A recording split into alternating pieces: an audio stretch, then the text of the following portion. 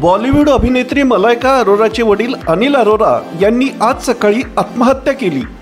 त्यांनी इमारतीवरून उडी घेऊन जीवन संपवलं। वांद्रेच्या अल्मेडा पार्क इमारतीच्या 7व्या मजल्यावरून त्यांनी उडी घेतली। अनिल अरोरा यांच्या आत्महत्येनंतर मुंबई पोलीस घटनास्थळी पोहोचले आहेत। मलायकाचा पूर्वाश्रमीचा पती अभिनेता अरबाज खान हा अनिल अरोरा यांच्या घरी पोहोचला आहे। मिळालेल्या माहितीनुसार अनिल अरोरा यांनी आत्महत्या केली तेव्हा मलायका अरोरा घरी नव्हती, ती त्यावेळी पुण्यात होती। घटनेची माहिती मिळताच अभिनेत्री पुण्याहून मुंबईला रवाना झाली आहे।